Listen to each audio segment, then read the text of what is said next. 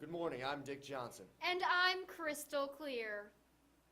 Today will be the first town hall debate featuring our 2014 presidential candidates. It should prove to be very interesting. This is the last time that you will see all four of the candidates on stage together before the election. They will need to make a big impact on all the viewers. Each candidate will be asked questions from students of our very own debate class of Elgin High School. Yes, they will. First of all, I would like to say that I feel Matt Karinsky will be a very strong speaker for this debate. In previous debates, he has seemed to have great confidence. I agree. He has been very good with the way he words things. He's very good at oversimplifying literally everything he says. Everything.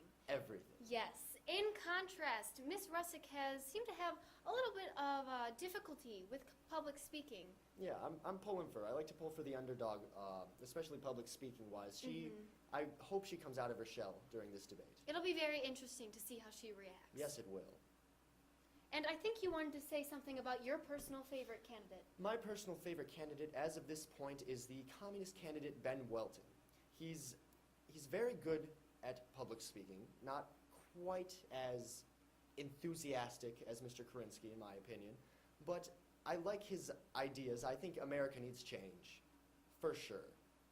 And I would like to say my personal favorite candidate is the Republican candidate, Mr. Stearns. Wow, his ideals are almost on point with my conservative Catholic views, and that really means a lot to me. So I'm really pulling for him, and I think he has that confidence in him, and I think it'll come through. I disagree completely. That's great. But we can agree to disagree on this. Yep. Thank you, and I hope you all enjoy the debate today. All right, we're sending it over to Kelly Miller in the auditorium for the debate. See you there, Kelly. Thank you all for joining us for the 2014 Town Hall debate, the second debate of this election. Candidates will oblige by keeping their answers precise and on point. Each candidate will get a minute to a minute and a half to answer a given question, and if time permits or there is a necessity, there will be a 30 to 45 second for a rebuttal. At the end, all candidates will get 1 to 2 minutes to make a closing statement. The audience here in the auditorium has agreed to be polite and attentive. No cheering or booing or outbursts of any sort will be permitted. We will set aside the agreement just this once to welcome the candidates. To the left, we have Ben Welton from the Communist Party, followed by Jessica Russick from the Democratic Party, Matt Karinsky from the Libertarian Party, and on the right, Jimmy Stearns from the Republican Party.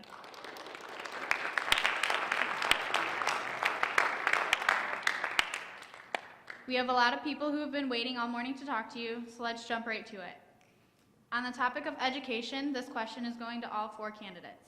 We have a question from Ms. Jennifer Ponce, who resides in District 228. To any of the candidates on stage, college tuition is at an all-time high. What is your plan of action to cut the cost of tuition? Most students are facing an average of $50,000 per year. Well, first, what's your name? I know you're not Jen. I'm Jill. Jill? Mm-hmm. Well, Jill, college tuition is so high because throughout the years, taxes have been cut to put into universities. A lot of people say that government involvement raises tuition. That's just not statistically supported. I plan on more government involvement to get taxes back into our schools and get universities back on their feet. Socialized education is what I'm going for. You need to have the government behind your back when you're trying to learn. People that want to take away FAFSA, like the Libertarian candidate, they don't see the value that the government has in our education. You need to have something behind your back when you're going through all this, because tuition right now is crazy high. And saying that students don't deserve help from their government is just wrong.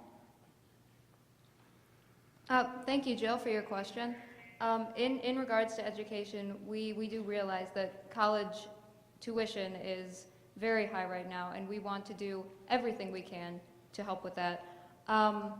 Basically, what we want to do is we want to invest more in the federal Pell Grant program, which provides grants and scholarships to students trying to achieve a higher education. We think that's a great program. We also want to ensure that a student's loan payments after college graduation does not exceed more than 10% of the student's monthly income. That's also very important. And we want to advocate for other forms of higher education. In addition to four-year universities, you know, you could attend a community college, a trade school, but if you do want to attend a four-year university, or either of, you know, any wonderful options, you know, we believe that the federal government should be standing behind you, should be helping you to achieve that dream. Hi, Jill. Thanks for your question. Like you, many other students are taking the great investment in higher education. My goal as president would be to cut costs for students. How would I cut costs? Well, government spending by giving out guaranteed loans has allowed colleges to increase their tuition costs. When they know that students are getting a couple of $1,000s from the government, they can increase their costs appropriately. As we found over the years, tuition costs have increased drastically, about a 10% increase every year. The difference was that in 1980, when we cut spending for a small bit of time, we found that tuition costs actually did decrease. Afterwards, we increased the Pell Grant program, and tuition costs kept increasing. By removing government involvement in the education sector, we can increase competition and provide cheaper costs for students.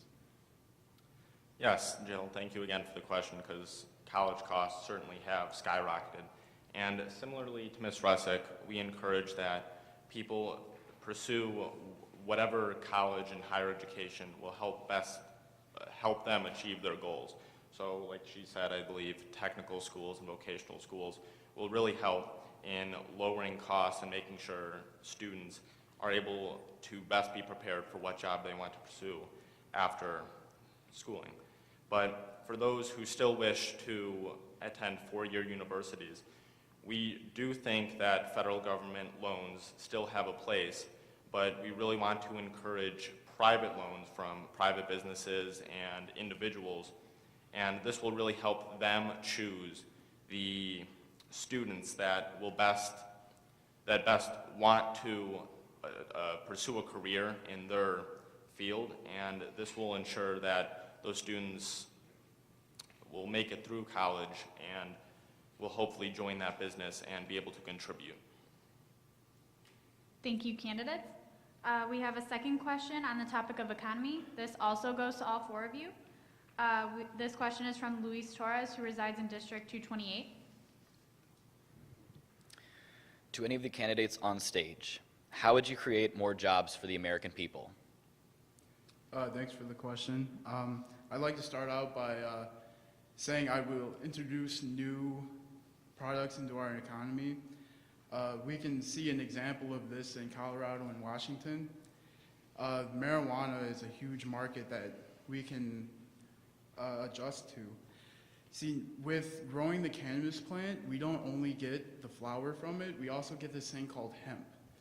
Hemp has massive potential here in the States. It's a replacement for paper, clothes, and it has medicinal qualities. See, if we don't only just legalize it, but put people to work with it, we'll have the economy stimulated, and it'll help our environment. We get more hemp per acre than we do with trees, so we don't need as much land to grow things like hemp. Thank you for your question. In regards to creating more jobs, what we really want to do is we want to insource, so to speak, jobs into America. That would mean giving tax breaks to businesses that build manufacturing plants here, and plants that would create jobs for people. And we also want to invest in green technology. It's kind of the same idea. Businesses that manufacture green technology, solar panels, etc. Those companies could build manufacturing plants here, and then people could work in those manufacturing plants. So, we'd be helping the environment and the economy at the same time. So it's pretty much a win-win. Hey, Chris, thank you for your question. Like all Americans right now, they're worried about a very important aspect of the American economy, jobs. By opening up the markets and keeping them free and fair, we can allow and reduce regulations that impose strict and tough rules upon small businesses and entrepreneurs today. These are the backbreaking workers of America, and they provide key jobs to Americans. Also, for workers that feel like they're really not earning enough with minimum wage, I encourage private unions and collective bargaining. I believe that workers can get together to, whether or not they want to go on strike to get higher wages. We found that a lot of countries in Europe that did not have a minimum wage, but in fact had private unions, saw very higher wage increases, easier hours, and reduced unemployment rates that were consistent. Yeah, thanks for the question. For us, this really ties back in a way to the last question with education. And we believe that if people are educated to what career they wish to pursue, then that'll help them start their own business maybe and create more jobs. So for us on a federal level, this really means offering tax breaks and tax incentives to startup businesses, and that'll hopefully grow and create more jobs as they increase. Differing kind of from a few of the other candidates, we don't think that the government itself should have a role in creating the jobs, but more offer other private investors and whatnot to create these jobs, and that'll hopefully spur business. Thank you, candidates. Again, on the topic of economy, we have a third question to Ms. Jessica Russick. This question comes from Mr. Daniel Fuentes, who resides in District 223. Ms. Russick, what are your thoughts about link cards? Thank you for your question, Daniel. For those of you who don't know, link cards, it's basically how the state of Illinois runs its food stamp program. So people who are eligible for the program, who use it to buy food, they get the money that they need on a card, which they can use like a credit card or a gift card to buy what they need for their family to support themselves. And we advocate programs like this for all states. Advocate programs like this for all states. It makes sense as a program, really, because it's more technologically advanced, and we think if other states adopted this program, it would really help people across the country. This is a federally funded program. It's run at the state level, but it is federally funded, and we think federally funded programs like this are really important to benefit the American citizens. Thank you, Jessica. Do any of the other candidates have anything brief to add on their opinions on link cards? If I may, I think link cards definitely do have their place in society because they really help those who may not be able to help themselves. I think I've mentioned this previously, but a single mother with 2 children working 2 part-time jobs trying to feed her children, that's really, she's doing her best, but she might not be able to make it on her own, so these programs really help her. But we do believe that we really want to make sure, like that single mother working part-time jobs, that people on these programs are really trying to help themselves first. Thank you, Mr. Stearns. Anyone else? Okay. Moving on to the fourth question. This one is on the topic of immigration reform. To all 4 candidates, we have a question from Mr. Matthew Wallace, who resides in District 231. This is for any of the candidates on stage. How do you plan on stopping or at least lowering the crime rate in major cities, specifically the number of murders? Thanks for the question, Antonio. See, it all starts with the infrastructure we have here. It's once we reform education and healthcare, we see that when there's lower poverty, there's less murders, and it's all about starting at the ground level. Once we have a strong foundation, these things will come in the next coming steps. Once we can get people more educated through socialized healthcare, which is free healthcare for everybody, we'll see that crime rates will go down because in more developed areas, there's less murders. That's just common sense. So supporting the poor is key to lowering crime rates here in the States. Thank you for your question. One of the ways that we think we can lower the crime rate is through gun regulation. Now, this would mean stricter background checks, ban on assault weapons, and closing things like the gun show loophole, which are, it makes it so background checks at gun shows are a little lax. So we think if we could close things like that would really help. We are also in support of such acts as the Violence Against Women Act. When you have equality for women and insurance that, they will be helped in case they are, stalked or anything else, it really ensures equality for all Americans, and that's what we think we can do to bring down the crime rate. Hi there, thank you for your question. I really think a big area, or the big reason crime stems or crime develops is because of the drug war we have currently in America. We have about 2 million people incarcerated in state and federal prisons. Half of these are minorities, specifically blacks and Hispanics. A big reason why they're in jail, about 60%, is because of this war on drugs, self-harm crimes. When people use marijuana, they're really not harming anyone. They're choosing what they want to use on their body. Now, during drug prohibition, we found that murder rates have nearly doubled. And we spend about half of our budget on the police force in trying to fight this war on drugs. By legalizing drugs, we can let our police force worry about violent crimes and protect, for example, the women and children on the streets of Chicago, instead of having them trying to look for drug dealers. Yeah, it's a great question, because Chicago especially has a huge crime rate, and that's so close to home for all of us. But similarly to what Mr. Welton said, we think that education is a great step to lowering crime rates, giving maybe these inner city kids who have no other choice but to partake in that sort of life, giving them another option, a way out. And we believe that most of these changes that'll help lower crime rate will really come at a state level, because the federal government don't have the insight into what actually is the problem in a state, in a single city. Also, gun control.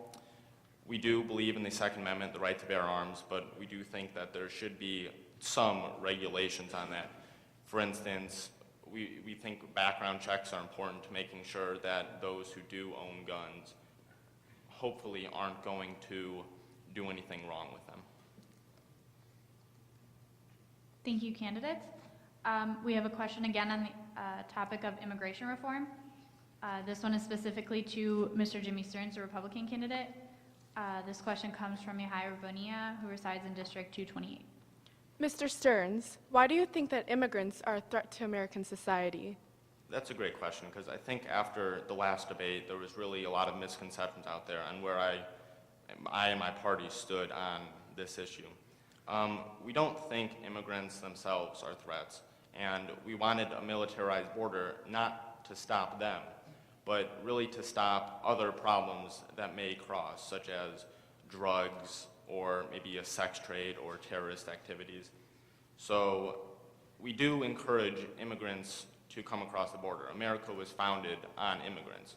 So we just want to protect the American dream for those who are here legally and encourage and help those who may want to cross and be a good, constructive part of society. We want to make sure that that's safe and in place. Thank you, Mr. Stearns. Any other candidates have anything to say? Yes, I have something to say on the topic of immigration. We, the Democratic Party, believe that immigrants are in no way a threat to society. Actually, it's the exact opposite. They will actually benefit our economy, definitely. And when I say immigrants, I do mean people from all nations, anyone coming into this country who seeks the American dream, not just Mexicans, which I think some other candidates up here might have said in previous debates. That's just wrong. It's people from all countries who come in here to achieve the American dream. And we want to help them achieve that dream by through immigration reform. That means encouraging these people who are here illegally to step into the light, undergo background checks, start to pay taxes so we can put them on that path to citizenship so they can start businesses and like I said, benefit our economy. Yeah, where I differ from Jessica, she talks a lot about background checks and really just scrutinizing these immigrants coming in. When I become president, I'm going to provide amnesty for all immigrants. I'm opening up my arms. and I don't want any restrictions on them. See, when you do that, though, you aren't offering them any help. See, communism is here to help the working men and women and get them on their feet. It's not just about numbers here. It's about families coming to this country is trying to start a living. See, what less government involvement does is you're not supporting those people. If they come to you and they say, yeah, we want to be citizens, you don't have anything there to help them, to support them to come out. I have a free market economy, and I also have the negative income tax. I understand that all immigrants coming in America will not be, rich business owners. We will still have a welfare program in place with a negative income tax. The middle class will not see any income taxes, and the lower class people will get money to help them reach the median income level. Thank you, candidates. The sixth question is again on the topic of immigration reform, going to Mr. Ben Welton. This question comes from William Islas, who resides in District 248F. Mr. Walton, how do you feel about immigration taking away U.S. current citizens' jobs? All right. Yeah, thanks for that question. I don't feel immigrants are taking jobs away from American people. Everyone has a right to work here in the U.S. and not be discriminated against. This country was founded by immigrants. Saying that immigrants are taking jobs away are like saying your ancestors didn't deserve to have the jobs that they did. Everyone is, under communism, everybody's going to be equal. There's, you're brown, black, whatever you are, but the thing is we're all human. We're all equal here, and discriminating against people is just wrong. Any other candidates have anything to add? No? Yeah, no, if I may. Go ahead. Similarly, we don't think that immigrants taking jobs is a big deal as long as they come across, and hopefully we plan on making it easier for immigrants to obtain legal status. So whether this be providing more work visas to help naturalize the immigrants that come across, or something else, then as long as they're a functioning part of society and are an American citizen or working towards it, they're not taking jobs. They're just trying to live the American dream like everyone else. If you take anything from this question, I want you to know that immigrants are equal to American citizens and that the government cannot help you if we do not know who you are. The government cannot help you in the unions if you stay hidden. That is the incentive here that we're trying to get across. Thank you, candidates. And then our final question is on the topic of foreign affairs and homeland security, which goes to the Libertarian candidate, Mr. Matt Krinsky. This question comes from Erwin Rodriguez, who resides in District 228. Mr. Krinsky, how do you plan to keep America safe? Well, I think a critical issue that America has been facing is obviously global threats. And with global threats, I believe we should pursue the route of global solutions. Instead of spearheading wars, I believe we should work out diplomatically with other international leaders. I believe the United Nations is a very viable program, and again, global solutions for global threats. A lot of our wars have taken a lot of taxpayer dollars out of the American economy. The Iraq War cost us about $3.7 trillion. Instead of spending that money overseas, let's keep that money in America, where we can strengthen ourselves and better America. Thank you, Mr. Krinsky. Anything from the Communist, Democratic, or Republican parties? Well, we also believe in diplomatic relations before military relations with other countries. And something that goes along with that, we also, by cutting back in our military spending and investing that money in new forms of safer and just more efficient military technology, we think we can really help the American people and America. As Ms. Russick said, we do also believe that diplomatic relations are key. And for us, the first step isn't military action. But we believe that military action in foreign nations is a great way to defend rights of everyone around the world while also protecting the American people by maybe making allies or building up respect around the world. And As seen after or during World War II, which came right after the Great Depression, military spending does in fact lower unemployment, and it creates a multitude of jobs. Again, with Mr. Stearns, I think a key issue here is where we're putting our money. We spent about $212 billion trying to reconstruct governments over the Middle East. It basically failed. We put up corrupt leaders. They're really struggling to find democracy. Yes, they're having elections, but they're also having a lot of corruption. I think it's better to let sovereign states handle their own issues and to keep our money back with the American people. You can say that these programs in the short term have failed, but I feel that that's all the other candidates are looking at, the short term. We're really looking at the long term. If these nations favor us, then it'll be less likely to attack us and be antagonistic towards us, and maybe even come to our aid in case of some sort of threat to the American people. And like Mr. Stearns, you know, I'm not giving up on the international community. Again, I said I'm a very strong supporter of the United Nations. I believe we can all work together, global solutions for global threats. Thank you, candidates. We will continue on with our closing statements. Each of you will get 1 to 2 minutes to speak. Dan, you can I'll start. If you want to keep FAFSA, have someone get your back while you're going to college, get free health care and education, I want you to vote for me. I'm the answer to the problems we're having right now, and I guarantee I will execute my job better than any of the 3 other candidates. I don't want the reason you don't vote for me to be because of a word. The name communism can be very scary, but under the United States government, it will work. There are checks and balances in place to make sure that nobody gets too much power in the government. And I want you to keep that in mind. This is communism for a constitutional country.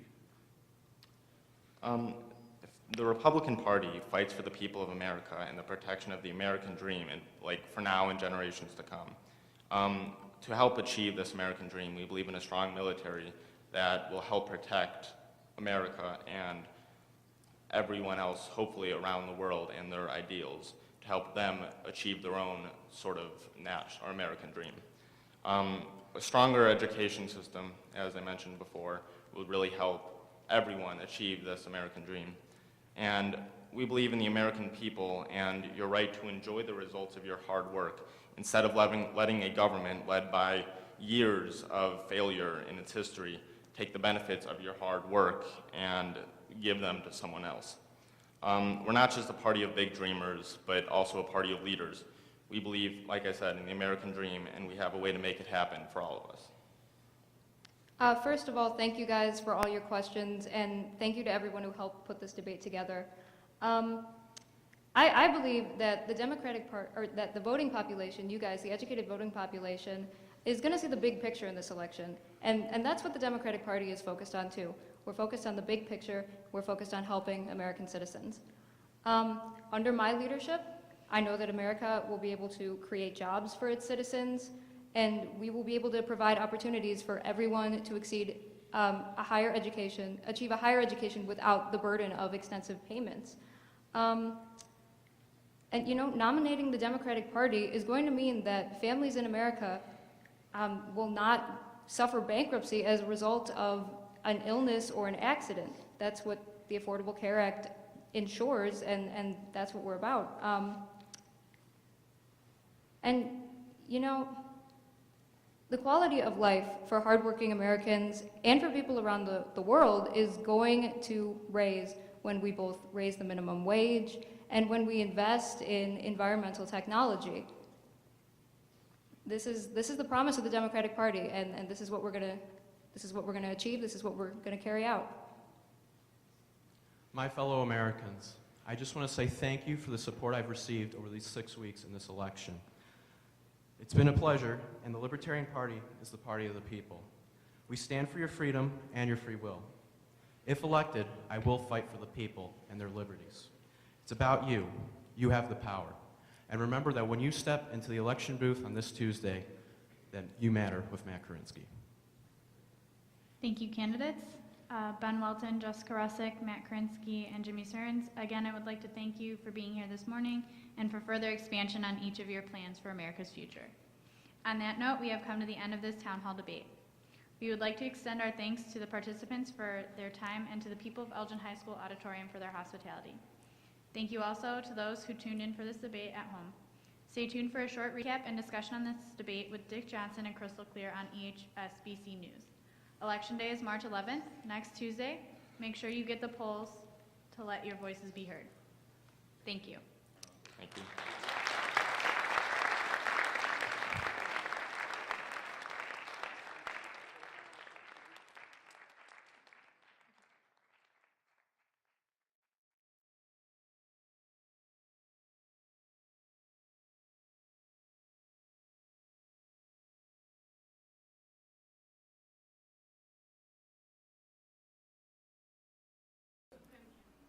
Hello, I'm Dick Johnson. and I'm Crystal Clear.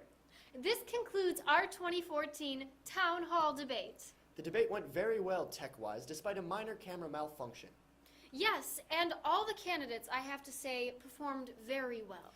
I agree, they all did very well. Mr. Korinsky and Mr. Welton, I noticed, seemed to spend a lot of time arguing, as compared to the other candidates. Not a whole lot of time, but nonetheless. Yes, I have to say, in my opinion, all that manly arguing and testosterone seemed to intimidate Miss Russick a little bit. Don't you think so, Dick?